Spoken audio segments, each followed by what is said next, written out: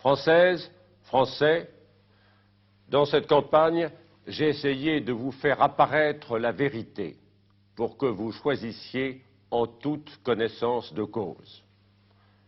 Cette vérité que mon concurrent supporte si mal, perdant son sang-froid, en venant aux insultes et justifiant ainsi l'adage « il n'y a que la vérité qui blesse ». Ce n'est pas comme cela qu'on gouverne un grand peuple. Où est la force tranquille? Toutes les propositions que j'ai citées figuraient dans le projet socialiste qu'il s'est engagé par écrit à appliquer. J'ai toutes les preuves et toutes les références. Alors, pourquoi nier? On vous a noyé sous un flot de paroles et de promesses faites pour vous séduire, mais aussi pour vous tromper. Quel est l'essentiel? Sur le plan politique, si vous élisez mon concurrent, ce sera le désordre politique, la dissolution immédiate de l'Assemblée nationale que vous avez élue, un gouvernement intérimaire et de nouvelles élections d'ici 7 semaines. Ce ne sera pas nouveau, ce sera ancien. Nous avons connu cette situation dans le passé et nous vivrons de nouveau au jour le jour, au mois le mois, au hasard des combinaisons des partis. Ce sera la fin en réalité de la Ve République que les Français ont choisi massivement contre mon concurrent d'aujourd'hui qui a toujours voté contre et qui veut maintenant en assumer la présidence. Si vous m'élisez, nous allons, grâce au dialogue qui s'est établi entre nous, où je vous ai entendu et compris, grâce à un large renouvellement des équipes et des hommes, nous allons repartir d'un autre pied, mais sans secousse ni désordre. Ensemble, nous ferons tout de suite redémarrer la France. Sur le plan économique et social, d'un côté, on vous propose de dépenser ce que nous avons protégé, c'est-à-dire notre monnaie et nos ressources publiques. Vous avez oublié, ou vous n'avez pas connu si vous êtes jeune, les conséquences des budgets en déficit tels que la France les pratiquait il y a plus de 20 ans. Ces conséquences sont simples.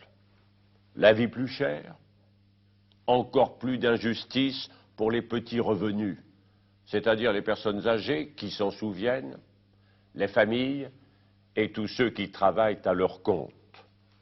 Et puis, comme il faudra bien que tout se paie, le tour de vis de l'austérité est au bout de ce chemin-là.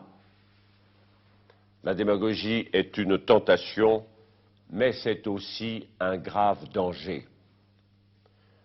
J'ai le devoir de vous avertir que les premières conséquences financières seraient immédiates et que ces conséquences vous toucheraient dans votre vie quotidienne. J'ai le devoir de vous le dire. Et dans ces conditions, personne ne pourrait plus embaucher. De mon côté, dans le programme que je vous propose, le plus dur a déjà été fait. Nous avons préservé le franc, limité le déficit.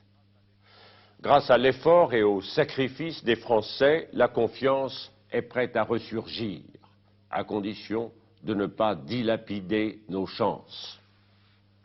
Nous pourrons ainsi résoudre les grands problèmes de la France.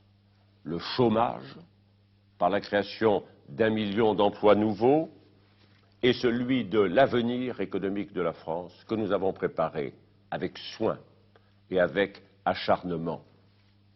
La France peut réussir, car elle est de plus en plus compétitive. Je veux que la France du septennat nouveau soit plus ouverte et plus douce à vivre. Je veux m'occuper autant des Français que de la France.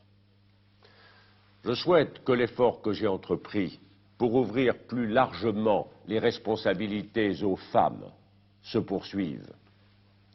Elles doivent pouvoir mieux concilier, grâce à des solutions nouvelles, leur vie de famille qu'elles aiment et leur activité de travail qu'elles souhaitent.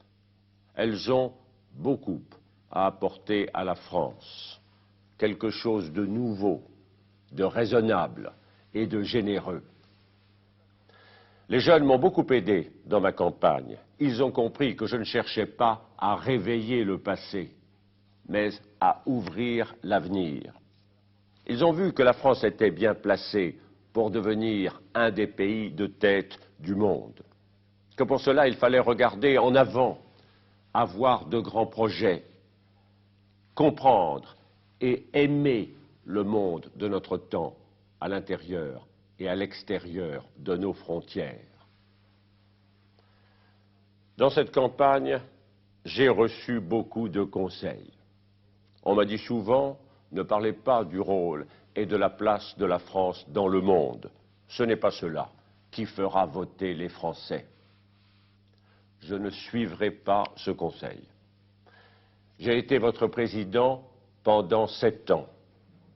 Une grande partie de mon temps a été consacrée à représenter la France dans le monde, à vous représenter vous-même, pour que la France joue son rôle, tienne sa place, soit digne et respectée. Je sais que cela compte pour vous. Que vous viviez en métropole ou dans nos départements et territoires d'outre-mer qui prolongent la France dans le monde et dont nous poursuivrons le progrès. Et il est vital pour toute l'Europe que la France reste forte et stable. Françaises, Français, nous voici égaux les uns et les autres. Notre bulletin de vote, à vous et à moi, pèsera d'un même poids pour décider le sort de notre pays. Chaque voix compte. Aucune ne doit manquer au moment décisif. On le regrette amèrement plus tard. Réfléchissez, réfléchissez, tant qu'il est encore temps. L'enjeu, c'est l'avenir. L'avenir immédiat et lointain de la France. L'avenir de chacune et de chacun de vous. Et aussi l'avenir de vos enfants, dont vous ne voulez pas qu'ils vivent dans un pays affaibli, en désordre, en déclin. L'enjeu, c'est la France.